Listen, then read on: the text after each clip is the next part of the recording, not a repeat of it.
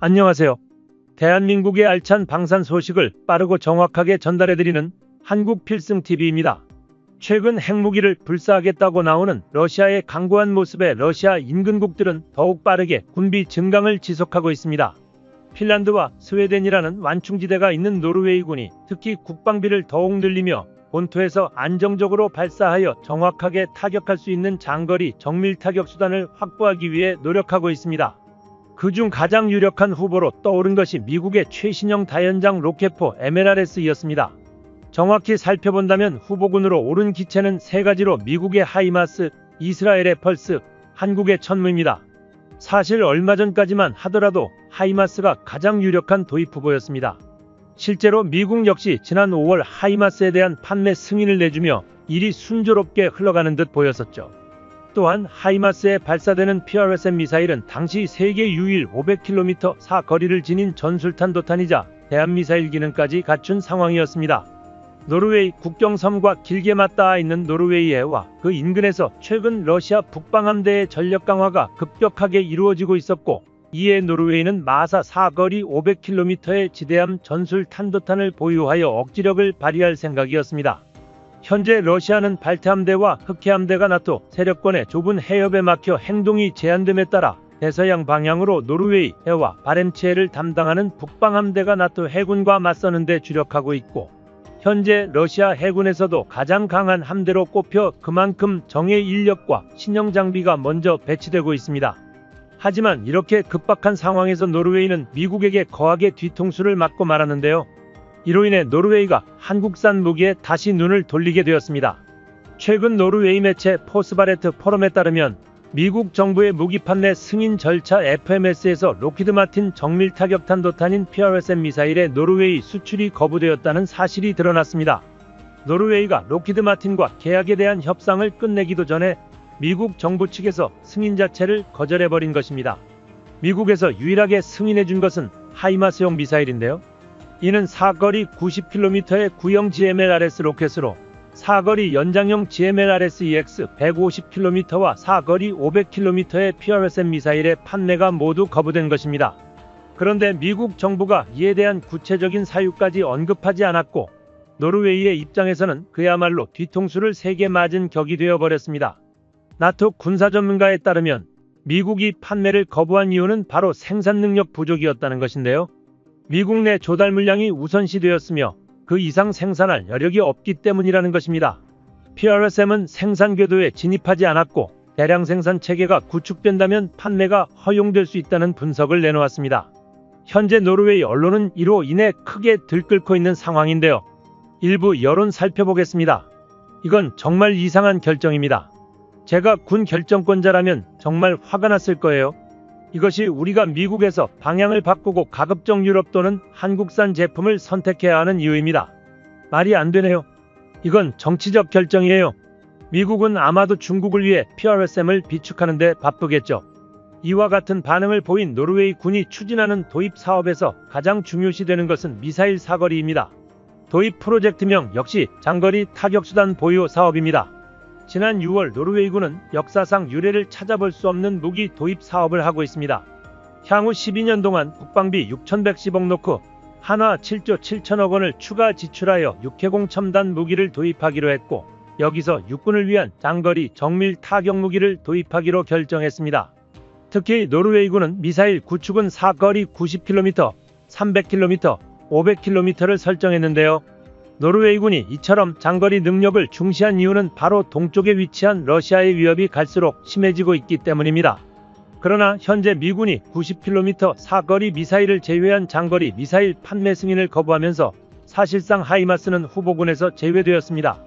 하이마스의 고작 사거리 90km 탄만 사용한다는 것은 노르웨이군 입장에서는 절대 받아들일 수 없는 조건이었습니다. 반면 한국은 사거리 제한이 풀리며 최근 한국 정부는 천무용 사거리 500km 미사일 해외 수출 승인을 내렸으며 노르웨이가 이를 대안으로 채택할 가능성이 굉장히 높아졌습니다. 한국은 이미 천무용 800km 사거리 미사일을 개발하고 있는 만큼 실제 500km 사거리 미사일은 사실상 개발이 완료되었다고 볼 수 있습니다.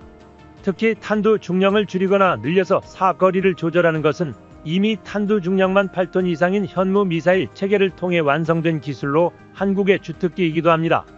실제로 최근 열린 유럽 최대 방산 전시회에서 노르웨이 군 고위 관계자는 한화 에어로스페이스 부스에 직접 방문하여 큰 관심을 보였는데요.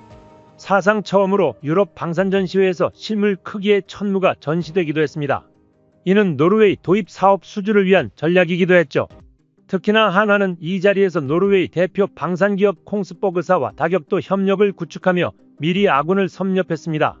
캐나다 K9 수출 사업에 함께 협업하기로 합의한 후 콩스버그의 대표 순항 미사일인 NSM을 천무에 탑재할 수 있도록 개량하는 사업까지 체결하였습니다.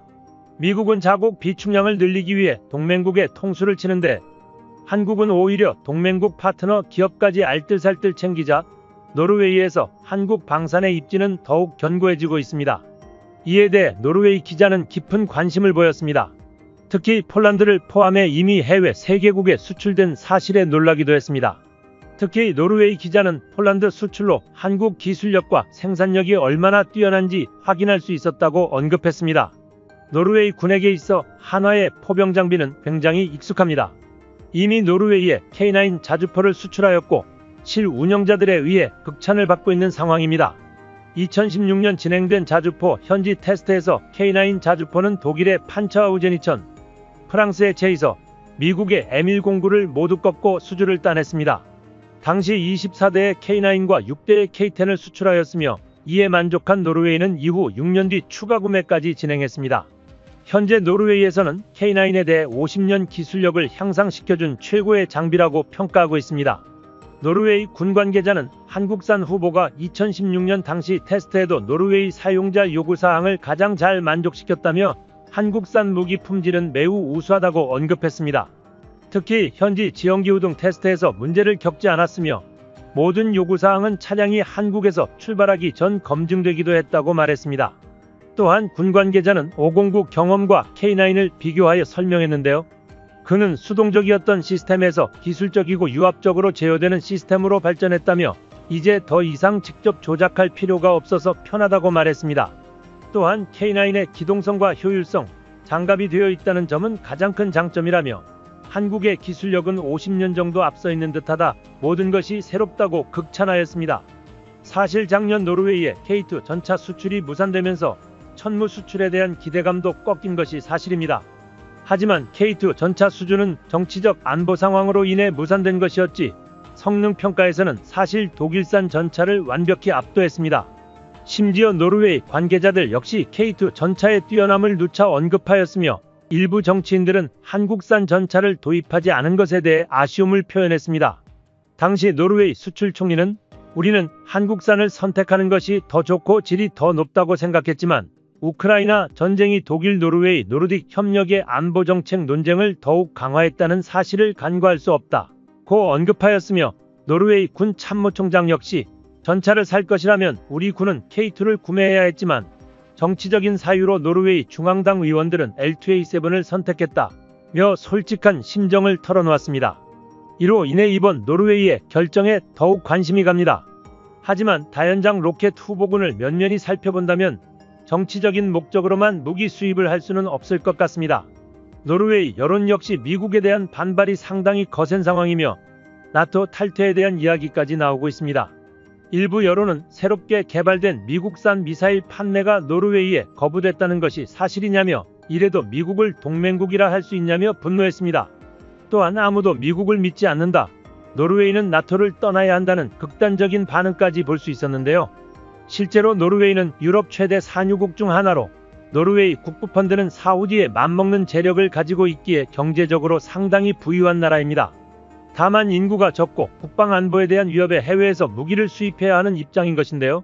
미국에 대한 여론이 악화된 반면 대한민국산 무기에 대한 신뢰도가 여전히 높다는 점을 고려한다면 한국이 노르웨이와 손을 잡을 이유는 충분해 보입니다.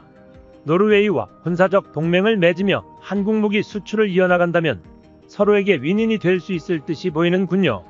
대한민국은 이렇듯 우리가 살 길을 하나하나 찾아가고 있습니다. 수많은 국가가 한국산 무기를 원하는 이유는 분명해 보이는데요. 10월 4일 뉴스입니다. 대한민국은 러시아 우크라이나 전쟁이 터지고 전 세계가 러시아에게서 등을 돌리는 상황에서도 중립적인 입장을 취하고 있었습니다. 우크라이나에겐 인도적 차원의 지원만 보냈으며 물자가 부족한 러시아에게도 무기 판매를 허락하고 있었습니다.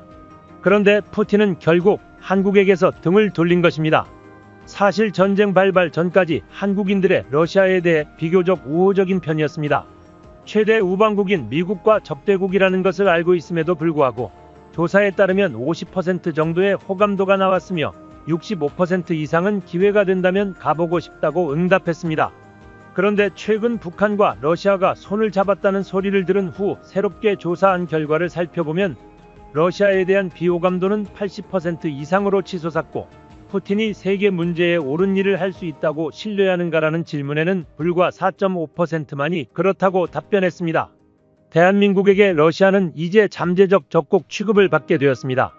러시아의 위협적인 태도로 인해 대한민국은 그동안 자제하고 있던 우크라이나에 대한 직접 무기 지원을 통해 간접적인 보복을 준비하고 있습니다. 대한민국이 보유한 엄청난 수량의 재래식 무기를 알고 있는 러시아는 전쟁 내내 한국에 무기가 지원될까 노심초사했는데요. 이제는 그 상황을 스스로 초래한 꼴이 되었습니다.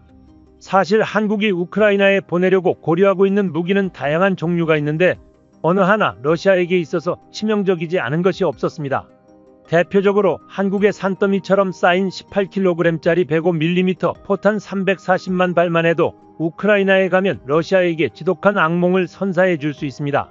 한순간의 실수로 한국을 적으로 돌려버린 푸틴은 벌써부터 후회 땅을 치고 있는데요.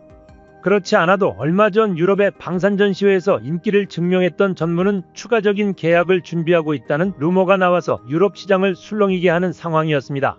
그 중에는 과거 한 차례 한국에게 등을 돌렸던 노르웨이 같은 국가도 있었는데 그들조차도 이번 천무실사격 장면을 참가하면서 렌발사 스위치를 누르는 장면에서 전율의 마른 침을 삼킬 수밖에 없었습니다.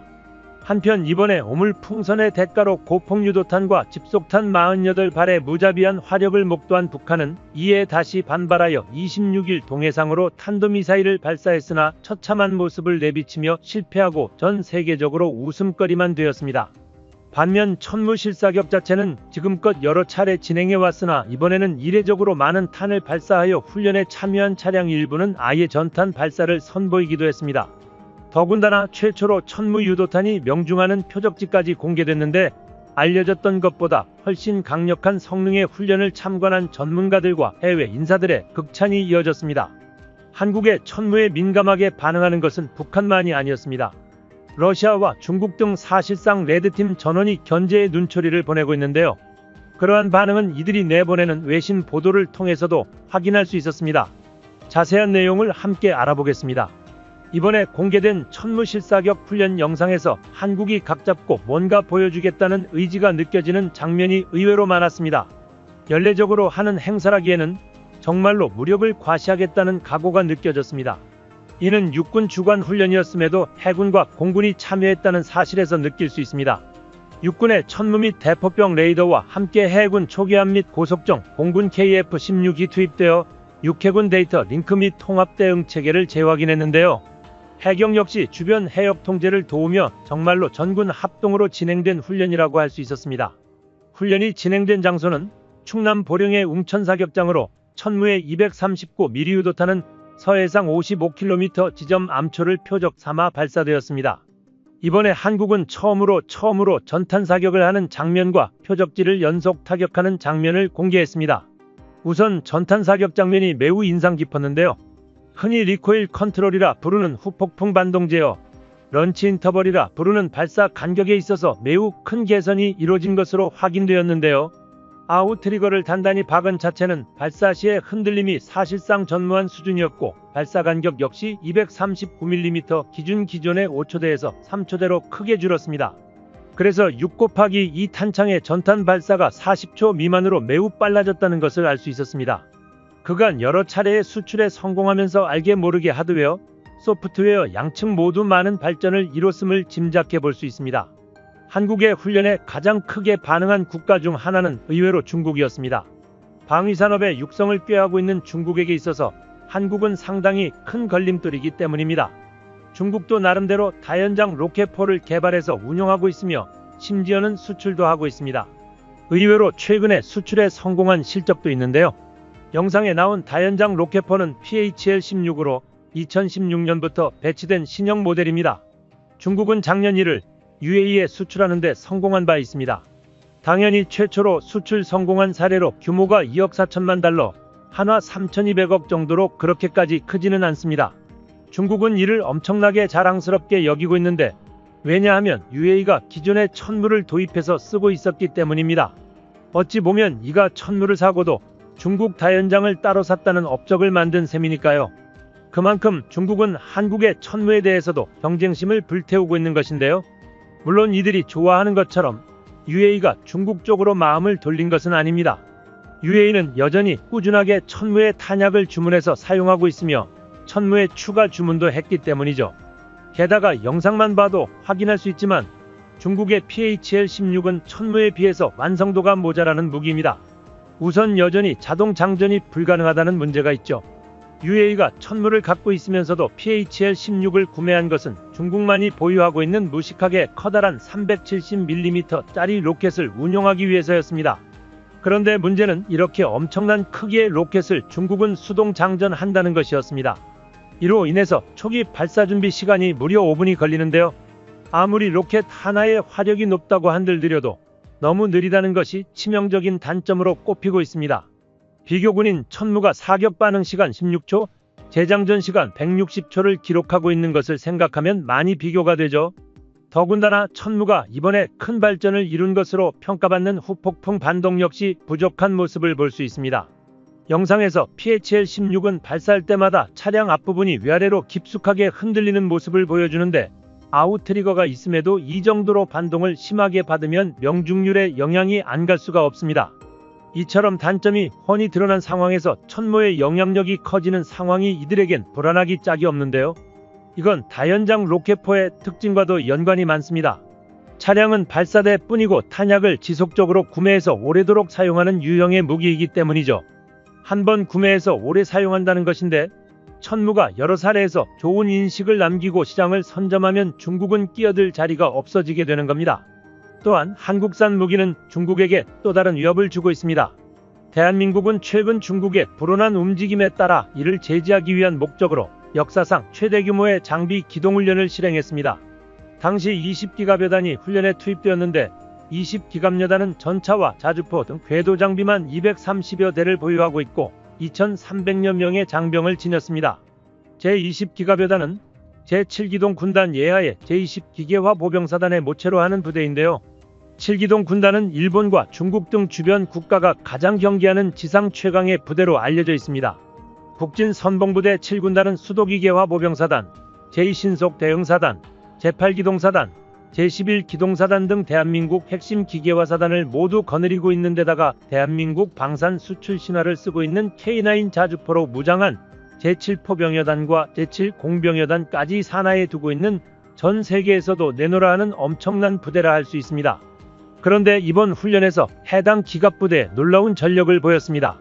이날 기갑부대는 K2 전차의 우렁찬 포격소리와 함께 전술 집결 점령을 위한 대규모 작전 시나리오를 실행했는데요. K2와 K9 등은 이동 표적을 정확히 강타하면서 아시아 최강의 전투력과 기동 능력을 여실히 보여줬죠.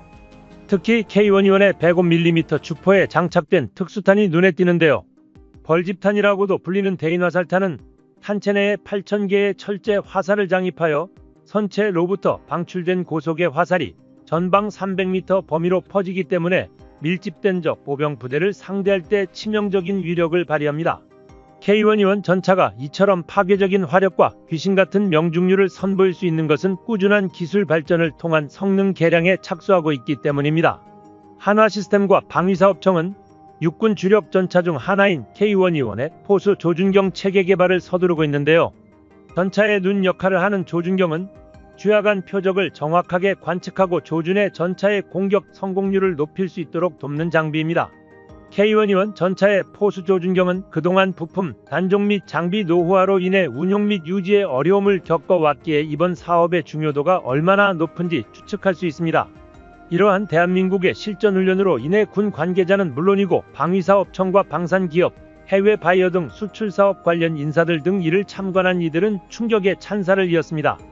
또한 한국산 무기에 관심을 가지고 조만간에 천무 도입을 논의하기 위해 한국을 찾은 외국 장성들도 있었는데 놀랍게도 과거 한국을 저버렸던 노르웨이 출신 장성도 있었습니다.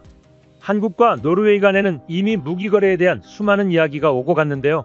최근 대한민국과 접촉하는 노르웨이 군부에 대해 관련 소식통에 밝힌 내용에 따르면 노르웨이는 올해 말까지 천무 도입에 대한 결정을 확실히 내릴 것이라고 예상되는 상황이라고 합니다. 노르웨이는 아직까지 천무와 미국의 하이마스를 두고 고심하고 있는 상황이지만 유로 사토리와 이번 실사격 훈련에서 보여준 우호적인 모습에서 미루어 보면 빠른 납품이 보장되는 천무 쪽의 마음이 크게 기울어 있는 상황으로 해석된다고 하죠. 노르웨이가 원하는 계약 조건은 2028년까지 천무 16대를 배치까지 완료하는 것입니다. 이에 대해 한국이 내어준 답변은 2027년까지 배치 완료를 확신할 수 있다는 것입니다. 노르웨이 입장에서는 놀랄 노자일 것입니다. 과거 이들이 K2를 걷어차고 독일 전차를 구매하기로 결정했을 때 이들은 스스로도 K2의 성능이 부족했던 것은 아니라고 말했습니다. 사실 작년 노르웨이의 K2 전차 수출이 무산되면서 천무 수출에 대한 기대감도 꺾인 것이 사실입니다. 하지만 K2 전차 수주는 정치적 안보 상황으로 인해 무산된 것이었지 성능 평가에서는 사실 독일산 전차를 완벽히 압도했습니다. 심지어 노르웨이 관계자들 역시 K2 전차의 뛰어남을 누차 언급하였으며 일부 정치인들은 한국산 전차를 도입하지 않은 것에 대해 아쉬움을 표현했습니다. 당시 노르웨이 수출 총리는 우리는 한국산을 선택하는 것이 더 좋고 질이 더 높다고 생각했지만 우크라이나 전쟁이 독일 노르웨이 노르딕 협력의 안보정책 논쟁을 더욱 강화했다는 사실을 간과할 수 없다고 언급하였으며 노르웨이 군 참모총장 역시 전차를 살 것이라면 우리 군은 K2를 구매해야 했지만 정치적인 사유로 노르웨이 중앙당 의원들은 L2A7을 선택했다며 솔직한 심정을 털어놓았습니다. 다만 유럽 내 정치적 상황에 있어서 독일의 눈치를 보려다 보니 피치 못할 결정을 했다는 것입니다. 그러나 그에 대한 독일의 보답은 계약으로부터 무려 9년이 지난 2031년에 배치 완료라는 터무니없이 늦어지는 답이었습니다. 이때 독일을 밀었다가 호되게 당해본 노르웨이는 이번 유로 사토리에서 독일이 자체적인 다연장 로켓포 지마스를 만들어 천무의 대항마로 내세웠음에도 본체만치 않고 한국 부스로 뛰어왔죠. 한국은 요구한 납기보다도 1년 당겨서 배치 완료를 약속해줬습니다. 특히나 한화는 이 자리에서 노르웨이 대표 방산기업 콩스버그사와 다각도 협력을 구축하며 미리 아군을 섭렵했습니다. 캐나다 K9 수출 사업에 함께 협업하기로 합의한 후 콩스버그의 대표 순항미사일인 NSM을 천무에 탑재할 수 있도록 개량하는 사업까지 체결하였습니다. 미국은 자국 비축량을 늘리기 위해 동맹국의 통수를 치는데 한국은 오히려 동맹국 파트너 기업까지 알뜰살뜰 챙기자 노르웨이에서 한국 방산의 입지는 더욱 견고해지고 있습니다. 이에 대해 노르웨이 기자는 깊은 관심을 보였습니다. 특히 폴란드를 포함해 이미 해외 3개국에 수출된 사실에 놀라기도 했습니다. 특히 노르웨이 기자는 폴란드 수출로 한국 기술력과 생산력이 얼마나 뛰어난지 확인할 수 있었다고 언급했습니다. 노르웨이 군에게 있어 한화의 포병 장비는 굉장히 익숙합니다. 이미 노르웨이에 K9 자주포를 수출하였고 실 운영자들에 의해 극찬을 받고 있는 상황입니다. 2016년 진행된 자주포 현지 테스트에서 K9 자주포는 독일의 판처하우젠2000, 프랑스의 제이서, 미국의 M109를 모두 꺾고 수주를 따냈습니다. 당시 24대의 K9과 6대의 K10을 수출하였으며 이에 만족한 노르웨이는 이후 6년 뒤 추가 구매까지 진행했습니다. 현재 노르웨이에서는 K9에 대해 50년 기술력을 향상시켜준 최고의 장비라고 평가하고 있습니다. 노르웨이 군 관계자는 한국산 후보가 2016년 당시 테스트에도 노르웨이 사용자 요구사항을 가장 잘 만족시켰다며 한국산 무기 품질은 매우 우수하다고 언급했습니다. 특히 현지 지형기후 등 테스트에서 문제를 겪지 않았으며 모든 요구사항은 차량이 한국에서 출발하기 전 검증되기도 했다고 말했습니다. 또한 군 관계자는 M109 경험과 K9을 비교하여 설명했는데요. 그는 수동적이었던 시스템에서 기술적이고 유압적으로 제어되는 시스템으로 발전했다며 이제 더 이상 직접 조작할 필요가 없어서 편하다고 말했습니다. 또한 K9의 기동성과 효율성, 장갑이 되어 있다는 점은 가장 큰 장점이라며 한국의 기술력은 50년 정도 앞서 있는 듯하다, 모든 것이 새롭다고 극찬하였습니다. 더군다나 알려진 성능보다도 더 높은 성능을 훈련해서 과시해주기까지 했습니다. 이러니 다른 데로 눈길이 갈 턱이 없는 것입니다. 노르웨이 관련 소식을 전한 매체는 스웨덴 역시 천무를 계약할 것이라고 말했는데요. 스웨덴의 경우 어느 시점에 계약이 이루어질 것인지는 알 수 없었으나 그 수량과 배치 시기는 대략적으로 밝히고 있었습니다. 이들이 전한 바에 따르면 한화가 2030년까지 최대 18대의 천무를 공급할 예정에 있다고 말했기 때문입니다. 스웨덴은 노르웨이의 이웃나라이기도 하고 최근 나토에 새로 가입하기도 한 만큼 노르웨이가 천무를 도입한 뒤에 곧바로 이어서 천무를 들여오게 된다면 무기체계 이론의 효율성 차원에서도 상징적으로도 의미가 클 것으로 보입니다. 새롭게 추가된 노르웨이와 스웨덴뿐만 아니라 원래부터 천무의 잠재적 도입국으로 계속해서 언급되던 국가로 루마니아도 있죠. 루마니아는 최근 K9 도입을 확정하면서 한국 방산의 또 다른 이정표가 되어 주었는데요. 한참 전부터 루마니아가 K9 도입 이후에는 곧바로 천무 도입에 착수할 것이라는 예상이 많았습니다. 또한 한국산 무기는 리투아니아 등 다른 인접국에도 영향을 미치기 시작했습니다. 이처럼 천무를 도입하는 유럽 국가들이 하나둘 늘어나자 이에 대해 우려를 제기하는 목소리도 나오고 있습니다. 다름 아닌 레드팀 쪽에서 중국의 관영 매체 소우는 루마니아를 비롯한 한국의 유럽 반면 수출 성과들에 주목하면서 불편한 낌새를 숨기지 않았습니다. 러시아 매체를 인용하면서 이들이 유럽에 팔린 한국 무기들이 우크라이나에 유입되는 것을 몹시 두려워하고 있다는 상황을 전하기도 했는데요. 앞서 한국이 미국을 경유해 지원한 포탄들이 우크라이나에 유입된 것만으로도 러시아를 상당히 애먹였다는 점에서 천무와 같은 고성능 무기가 우크라이나에 등장하기라도 하면 정말 뼈아픈 타격이 될 것으로 보입니다. 이로 인해 유럽과 러시아 사이에 끼어 최전선이 되어버린 폴란드에서도 대한민국의 육군을 소개하며 국방의 현대화를 최단 기간에 이뤄낸 우리나라를 본받아야 한다고 보도하기도 했습니다. 폴란드는 한국산 무기를 극찬하는 한편 정치적으로는 비난하는 이중적인 태도를 보이며 대한민국을 이용하고 있는데요. 그럼에도 폴란드 군 관계자들은 한국산 무기의 필요성을 역설하고 있습니다. 때문에 기사에 따르면 한국은 명품 무기들의 탄생으로 최단 시간에 첨단 전략 무기들을 전력화시킨 보기 드문 국가라고 칭하면서 한국의 발빠른 군의 변천사와 명품 무기들이 각국의 무기 도입 경쟁에 참여하며 단기간에 강력해진 한국 군대에 대한 관심을 높이고 있는 실정입니다. 폴란드는 대한민국이나 다른 국가 대부분의 군대와 마찬가지로 과거부터 미국산 무기에 의존해왔습니다. 대한민국은 이러한 사정을 뒤엎기 위해 지난 수십 년 동안 끊임없이 군사 기술을 개발하여 미국의 무기 의존도를 낮추고 국산 무기 개발에 착수하는 굳건한 모습을 보여왔습니다. 폴란드 역시 이를 본받아야 한다는 보도를 이었으며 자체적인 무기 개발이 비효율적으로 보이더라도 반드시 필요하다는 주장을 이어갔습니다. 그렇습니다. 결국 우리는 우리 스스로가 지켜야 합니다. 외산 무기를 도입하는 것은 전쟁이 일어났을 때는 결국 엄청난 리스크로 돌아올 수 있습니다. 대한민국이 스스로 힘으로 우리 자신을 지킬 수 있길 기대합니다. 한국필승TV 시청해주셔서 감사합니다. 좋아요, 구독, 알림 설정 해두시면 언제나 신속하고 정확한 국방 소식 전달해드리겠습니다. 구독자 여러분 좋은 하루 보내세요.